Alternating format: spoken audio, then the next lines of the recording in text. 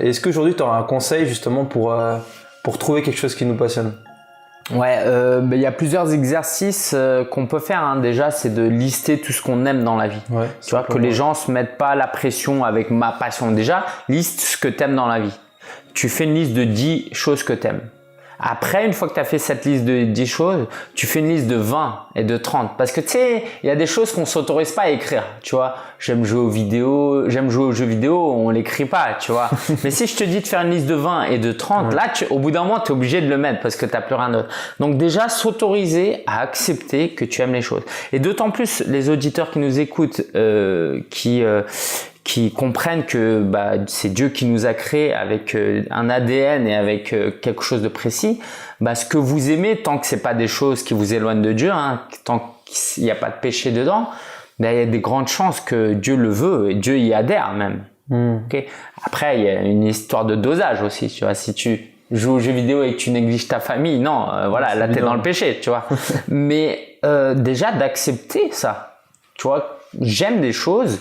Dieu me bénit dans ses aspirations. Dieu, il n'a pas juste créé des fourmis. Donc ça, c'est une chose. Et puis après, ma méthodologie avec le blog, c'est très simple. C'est de créer du contenu avec ça. Crée un blog autour d'un ou deux sujets que tu aimes. Donc soit tu dis, ok, moi la natation, c'est vraiment mon kiff. Écris un blog ou fais une chaîne YouTube ou un compte Instagram. Et là, si tu me dis, ah non, finalement, j'aime pas faire ça, peut-être que c'est pas vraiment ta passion. Soit il y a le scénario du j'aime trop de choses, fais un blog et puis tu parles de toutes ces choses-là. Et puis à un moment donné, tu vas voir que j'ai envie de dire, ce qui te passionne, c'est ce que tu as envie de partager aussi, tu vois. Si tu aimes la natation, mais tu aimes juste nager, c'est pas ta passion. Si tu aimes la natation au point où tu as envie de dire à tes amis, comme moi avec le blog, allez nager, c'est bon pour votre corps, c'est bon pour la santé, ça fait moins mal aux articulations, là, c'est peut-être ta passion. Et là, tu vas vouloir aider des gens. Donc, crée un blog, crée du contenu, une chaîne YouTube où tu peux aider des gens. Et au bout de 5, 10, 20 vidéos, tu comprendras si tu veux encore faire ça ou pas. Moi, par exemple, mon blog Apple, j'ai tenu ça pendant plus d'1 an. J'aimais beaucoup, du coup, je publiais beaucoup, mais c'était pas une passion. Au bout d'un moment, j'ai arrêté. J'ai compris que c'était pas ma passion. Donc, produire. J'ai envie de dire, le meilleur test, c'est de la production. C'est un peu aussi ce que tu disais tout à l'heure, de vérifier ses talents à travers la réalisation de projets. C'est ça, quoi. Faut le transformer en action. Et une fois que, tu vois, c'est comme si là, tu me dis, est-ce que j'aime jouer de la harpe? C'est ce que je vais te dire oui.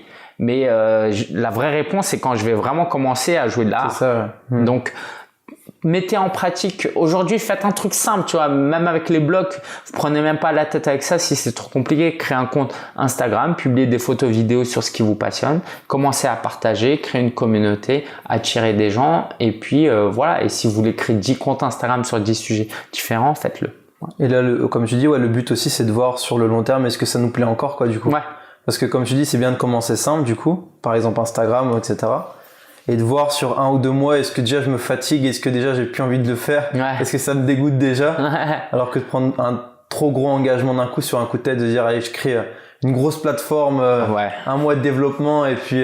Une application, je l'entends souvent ça, je vais faire une application mobile sur un truc. Ouais, c'est le pire, je pense. Parce que pour le coup, ça demande énormément de développement. C'est clair. C'est surtout très risqué, quoi, parce que tu peux te retrouver le jour J de l'application, au bout de 2 semaines, 3 semaines, tu te rends compte que ça te plaisait pas trop. Ouais. Mais c'est même un problème, je viens de voir qu'on rencontre souvent, parfois même quand on s'engage sur des très grosses études, on a une idée d'un métier, par exemple, qu'on a envie de faire. Comme moi, j'y étais encore il y a pas trop longtemps, donc je suis encore légitime à parler de ça. Ouais. Par exemple, t'as envie de faire des très grosses études pour te faire un métier, je sais pas quelconque, ingénieur, etc.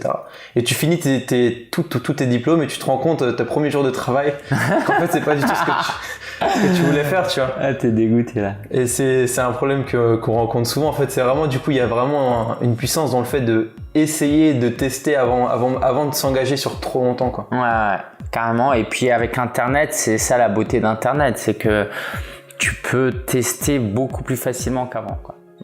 Salut à toi, j'espère que tu as été inspiré par ce petit extrait du podcast Les Néhémies, le podcast où l'on part ensemble à la rencontre de leaders, d'artistes, d'entrepreneurs chrétiens qui entreprennent d'une manière ou d'une autre pour voir changer le monde. Maintenant, si tu veux écouter cet échange en entier, je t'invite tout simplement à cliquer sur le lien dans la description. C'était Clément pour te servir. À très bientôt. Ciao.